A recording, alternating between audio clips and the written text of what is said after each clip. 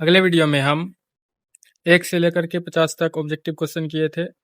ये साइंस का objective question है। तो चलिए अगला शुरू करते हैं। निम्नलिखित में से कौन सा पौधा एक उत्सर्जी पदार्थ उत्पाद है? गोंद, रेजिन, ऑक्सीजन, उपरोक्त सभी। तो पौधा से निकलने वाले उत्सर्जी पदार्थ कौन है? तो पौधा से गोंद भी निकलता है, रेजिन भी निकलता है, ऑक्सीजन भी निकलता है, इसीलिए ऑप्शन नंबर डी सही हो जाएगा, उपरोक्त सभी। अगला सवाल है वोमेन संपुट। वोमेन संपुट किसका भाग है? छोटी आंत का, फेफड़ा का, वृक्काणु का या हृदय का? तो वोमेन संपुट जो पाया जाता है किडनी में पाया जाता है और किडनी में नेफ्रॉन पाया जाता है और नेफ्रॉन के अंतर्गत जो है वोमेन संपुट इस प्रकार से बनी रहती है और इसी से जो है इसमें अफवाही धमनिका होती है और इस बीच में घूमी होती है और अविवाही धमनिका होती है। इससे रक्त आती है और इससे रक्त निकल जाती है। इस जगह जो है रक्त का छनन क्रिया होता है जिसके द्वारा नाइट्रोजनी पदार्थ बाहर निकल जाते हैं और इसी को कहा जाता है वोमेन संपुट। और ये वोमेन संपुट पाया जाता है वृक्काणु में, नेफ्रॉन में, इसीलिए ऑप्शन नंबर सी सही होगा। अगला सवाल है कि उपयोगी पदार्थ जैसे ग्लूकोज, एमिनो अम्ल निस्यंदक से कहाँ पुनः अवशोषित होते हैं? ग्लोमेरुलस में, वोमेन संपुट में, वृक्क नलिका में या संग्रह वाहिनी में? तो उपयोगी पदार्थ जो है ग्लूकोज, एमिनो अम्ल निस्यंदक के द्वारा जो है पुनः अवशोषित हो जाते हैं और वो अवशोषित होती है वृक्क नलिका में। किसमें अवशोषित होती है? वृक्क नलिका में, इसीलिए ऑप्शन नंबर सी सही हो जाएगा। अगला सवाल है कि जलीय जंतु नाइट्रोजनी अपशिष्ट को किस रूप में उत्सर्जित करते हैं? यूरिया में, यूरिक अम्ल में, अमोनिया में, एमिनो अम्ल में? तो जलीय जंतु जो है नाइट्रोजनी अपशिष्ट को किस रूप में उत्सर्जित करते हैं? तो आंसर होगा एमिनो अम्ल में। किसमें होगा? एमिनो अम्ल में, क्योंकि ये यूरिया, यूरिक अम्ल और अमोनिया ये जो होते हैं जीवधारी करते हैं, जलीय जंतु एमिनो अम्ल के रूप में अपशिष्ट पदार्थों को उत्सर्जित करते हैं। अगला है कि मूत्र का पीला रंग किसकी उपस्थिति के कारण होता है? यूरोक्रोम के कारण, पित्त के कारण, यूरिया के कारण या फिर लसिका के कारण? तो मूत्र का पीला रंग जो होता है वो यूरोक्रोम के कारण होता है। किसके कारण होता है? यूरोक्रोम के कारण। यूरोक्रोम मूत्र में पाया जाता है जिसके कारण उसका पीला रंग होता है। अगला सवाल है कि कवक में पोषण की कौन सी विधि होती है? कवक में पोषण की कौन सी विधि होती है? स्वपोषी, मृतजीवी, परजीवी, प्राणी संभोजी? तो कवक जो है, कवक सड़े गले पदार्थों में पाए जाते हैं जो जिससे अपना भोजन प्राप्त करते हैं, इसीलिए ये मृतजीवी हो जाएंगे। कवक क्या हो जाएंगे? मृतजीवी। करक वैसे फंगस को कहा जाता है। आगे सवाल है ट्रिप्सिन पचाता है। ट्रिप्सिन किसको पचाता है? वसा को, प्रोटीन को, कार्बोहाइड्रेट को या फिर स्टार्च को? तो ट्रिप्सिन किसे पचाता है? तो इसका आंसर हो जाएगा स्टार्च। क्या हो जाएगा? स्टार्च। अगला सवाल है हृदय के दाएं और बाएं भाग को अलग करने वाली दीवार क्या कहलाती है? हृदय के दाएं और बाएं भाग को अलग करने वाली दीवार क्या कहलाती है? जब मनुष्य का हृदय बनाया जाता है तो इसके बीच में जो है इसको 2 भागों में बांटने वाला होता है और इसको कहा जाता है सेप्टम। क्या कहा जाता है? सेप्टम। इधर का भाग दायां भाग होता है और इधर का भाग बायां भाग होता है। तो ऑप्शन नंबर बी बिल्कुल सही हो जाएगा, सेप्टम। अगला सवाल है कि पौधे अतिरिक्त जल को किसके द्वारा छुटकारा पाते हैं? श्वसन के द्वारा, प्रकाश संश्लेषण के द्वारा, वाष्पोत्सर्जन के द्वारा, स्थानांतरण के द्वारा? तो पौधों में अतिरिक्त जल जो पाया जाता है उसका छुटकारा पाते हैं वाष्पोत्सर्जन के द्वारा। किसके द्वारा? वाष्पोत्सर्जन के द्वारा।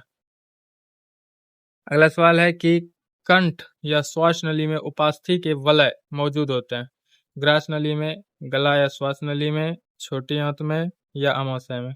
कंठ या श्वास नली में उपास्थि के वलय मौजूद होते हैं किसमें? ग्रास नली में, श्वास नली में, छोटी आंत में या अमाशय में? तो ये पाया जाता है श्वास नली में। इसलिए श्वास नली में ये वलय अर्ध वलय पाया जाता है उपास्थि के रूप में, क्योंकि यदि श्वास नली में उपास्थि नहीं मौजूद होगा तो श्वास छोड़ने और श्वास ग्रहण करने वक्त जो होगा वो हिचक जाएंगे जिससे श्वास लेने में तकलीफ होने लगेगी। इसीलिए ऑप्शन नंबर भी बिल्कुल सही हो जाएगा। अगला सवाल है तंत्रिका तंत्र की संरचनात्मक और कार्यात्मक इकाई क्या है? तंत्रिका तंत्र की संरचनात्मक और कार्यात्मक इकाई क्या है? वृक्काणु, तंत्रिका कोशिका, मस्तिष्क या मेरुरज्जु। तो तंत्रिका तंत्र की संरचनात्मक एवं क्रियात्मक इकाई तंत्रिका कोशिका है। क्या है? तंत्रिका कोशिका, जिसे इंग्लिश में न्यूरॉन भी कहा जाता है। अगला सवाल है, दो न्यूरॉन के बीच के खाली स्थान को क्या कहते हैं? दो न्यूरॉन के बीच के खाली स्थान को क्या कहते हैं? जब तंत्रिका तंत्र में हम पढ़ते हैं तो अपने आवेग का प्रवाह जो है एक न्यूरॉन दूसरे न्यूरॉन के बीच करता है और उसके बीच में थोड़ा सा खाली स्थान पाया जाता है और उसी को क्या कहा जाता है? तो उसको कहा जाता है सिनेप्स। क्या कहा जाता है? सिनेप्स। ऑप्शन नंबर सी सही हो जाएगा, सिनेप्स। अगला सवाल है कि मस्तिष्क का कौन सा भाग शरीर की स्थिति और संतुलन बनाए रखने के लिए जिम्मेदार है? प्रमस्तिष्क, अनुमस्तिष्क, मेडुला या पोन्स वेरेलाई? तो आंसर होगा सेरिब्रम, प्रमस्तिष्क। क्या आंसर होगा? प्रमस्तिष्क, जिसको कि इंग्लिश में सेरिब्रम भी कहा जाता है। अगला सवाल है, मस्तिष्क का सोचने वाला भाग क्या है? मस्तिष्क का सोचने वाला भाग क्या है? मध्य मस्तिष्क, पश्चिम मस्तिष्क, अग्र मस्तिष्क या प्रमस्तिष्क या मेडुला? तो मस्तिष्क का सोचने वाला भाग अग्र मस्तिष्क है। क्या है? अग्र मस्तिष्क। ऑप्शन नंबर सी सही हो जाएगा। इसी में जो है गायरस और सल्कस पाया जाता है, जिसके कारण मनुष्य में सोचने की क्षमता होती है। जिसमें गायरस और सल्कस की मात्रा अधिक होती है उसके अंदर सोचने की प्रवृत्ति अधिक होती है। अगला सवाल है कि प्रतिवर्ती क्रियाएं रिफ्लेक्स एक्शन किसके द्वारा नियंत्रित होती है? मस्तिष्क के द्वारा, मेरुरज्जु के द्वारा, तंत्रिका के द्वारा या फिर हृदय के द्वारा? तो प्रतिवर्ती क्रियाएं जो रिफ्लेक्स एक्शन है किसके द्वारा नियंत्रित होती है? मेरुरज्जु के द्वारा। किसके द्वारा? मेरुरज्जु। ऑप्शन नंबर बी बिल्कुल सही हो जाएगा। अगला सवाल है, एक प्रतिवर्ती क्रिया में तंत्रिका आवेग द्वारा लिया गया पथ क्या कहलाता है? प्रतिवर्ती चाप, सिनेप्स, उद्दीपन या अनुक्रिया? तो एक प्रतिवर्ती क्रिया में तंत्रिका आवेग द्वारा लिया गया जो पथ होता है उस पथ को कहा जाता है प्रतिवर्ती चाप। क्या कहा जाता है? प्रतिवर्ती चाप। ऑप्शन नंबर ए बिल्कुल सही हो जाएगा। अगला है, कौन सा पादप हार्मोन कोशिका विभाजन को बढ़ावा देती है? कौन सा पादप हार्मोन कोशिका विभाजन को बढ़ावा देती है? ऑक्सिन, जिबरेलिन, साइटोकाइनिन या फिर एबिसिसिक एसिड? तो इसमें जो है ऑक्सिन कोशिका विभाजन को बढ़ावा देती है, जिसके कारण ऑक्सिन के बनने से पौधों में वृद्धि होती है। और किसी कारणवश यदि पौधे के शीर्ष भाग को काट दिया जाए तो ऑक्सिन नहीं बढ़ता है, जिसके कारण पौधों में वृद्धि रुक जाती है। अगला सवाल है कि कौन सा पादप हार्मोन एक प्ररोह के प्रकाश की ओर झुकने के लिए उत्तरदायी होता है? प्ररोह प्रकाश की ओर झुकने के लिए, इसका मतलब यह हुआ जिस ओर प्रकाश रहता है उसके दूसरे ओर चला जाता है। तो ऑक्सिन, जिब्रेलिन, साइटोकाइनिन या फिर एथिलीन? तो इसका आंसर हो जाएगा ऑक्सिन। क्या हो जाएगा? ऑक्सिन। ऑक्सिन एक ऐसा हार्मोन है जो प्रकाश की दूसरे ओर संचित होता है, चला जाता है। एक पौधे के प्ररोह प्रकाश की ओर बढ़ना किसका उदाहरण है? गुरुत्वाकर्षण का, जलानुवर्तन का, प्रकाशानुवर्तन का या रसायनुवर्तन का? प्रकाश की ओर बढ़ना जो होता है वो प्रकाशानुवर्तन होता है। यदि जल की ओर बढ़ना होता है तो जलानुवर्तन, यदि पृथ्वी के अंदर जाता है तो गुरुत्वानुवर्तन, और रासायनिक प्रक्रिया के द्वारा जो अनुवर्तन होती है उसको रसायनानुवर्तन कहते हैं। कौन सा पादप हार्मोन वृद्धि को रोकता है और पत्तियों को मुरझाने का कारण बनता है? ऑक्सिन, जिब्रेलिन, साइटोकाइनिन या फिर एब्सिसिक एसिड? तो जब पादप हार्मोन की बात हम करते हैं तो पादप हार्मोन में वृद्धि को रोकने और पत्तियों को मुरझाने का कारण जो बनता है वो बनता है एबिसिसिक एसिड। कौन बनता है? एबिसिसिक एसिड। एबिसिसिक एसिड के कारण ही पत्तियां क्या होती है? झड़ जाती है और वृद्धि भी रुक जाती है। अगला सवाल है कि किस ग्रंथि को मास्टर ग्रंथि के रूप में जाना जाता है? थायराइड ग्रंथि, अधिवृक्क ग्रंथि, पीयूष ग्रंथि या अग्नाशय ग्रंथि? तो मास्टर ग्रंथि जो कहा जाता है उसको पीयूष ग्रंथि कहा जाता है, पीयूष ग्रंथि को, और इसे इंग्लिश में पिट्यूटरी ग्लैंड भी कहते हैं। पिट्यूटरी ग्रंथ को मास्टर ग्रंथि कहा जाता है, इसीलिए ऑप्शन नंबर सी बिल्कुल सही हो जाएगा। अगला सवाल है, कौन सा हार्मोन कार्बोहाइड्रेट, प्रोटीन, वसा के चयापचय को नियंत्रित करता है? एड्रेनलिन, थायरोक्सिन, इंसुलिन, वृद्धि हार्मोन? तो कार्बोहाइड्रेट, प्रोटीन, वसा के चयापचय को नियंत्रित करने वाले कौन सा हार्मोन है? तो आंसर होगा एड्रीनेलिन। कौन सा होगा? एड्रीनेलिन। अगला सवाल है, किस हार्मोन की कमी से घेघा रोग होता है? किस हार्मोन की कमी से घेघा रोग होता है? Insulin, thyroxine, adrenaline, estrogen. तो इंसुलिन की कमी से, जब इंसुलिन की कमी हो जाती है तो इससे मधुमेह बीमारी होता है, जिसे डायबिटीज भी कहा जाता है। लेकिन यहाँ पे थायरोक्सिन हार्मोन जो है, जिसमें आयोडीन की कमी का कारण है, तो थायरोक्सिन हार्मोन की कमी से घेघा रोग होता है, इसीलिए ऑप्शन नंबर बी बिल्कुल सही हो जाएगा। अगला सवाल है, आपातकालीन स्थितियों के दौरान कौन सा हार्मोन स्रावित होता है? इंसुलिन, थायरोक्सिन, एड्रेनालिन या टेस्टोस्टेरोन। तो आपातकाल स्थितियों के दौरान हार्मोन जो स्रावित होता है वो है एड्रेनालिन। कौन सा है? एड्रेनालिन। और इसे एड्रेनालिन को और दूसरे नाम से जाना जाता है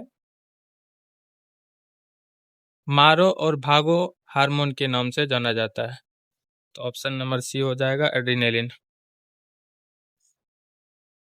अगला सवाल है, कौन सा हार्मोन रक्त शर्करा के स्तर को कम करने के लिए उत्तरदायी है? रक्त शर्करा के स्तर को कम करने के लिए कौन सा उत्तरदायी है? ग्लूकागन, इंसुलिन, थायरोक्सिन या एड्रेनालिन। तो इसका आंसर हो जाएगा इंसुलिन। कौन हो जाएगा? इंसुलिन। और इंसुलिन के कारण रक्त के शर्करा के स्तर कम होने से डायबिटीज बीमारी होती है। कौन सी बीमारी होती है? डायबिटीज। अगला सवाल है, मधुमेह किसकी कमी के कारण होता है? इंसुलिन, एस्ट्रोजन, टेस्टोस्टेरोन या वृद्धि हार्मोन। तो ऑप्शन नंबर ए सही हो जाएगा, इंसुलिन, क्योंकि इंसुलिन के कारण मधुमेह बीमारी होती है।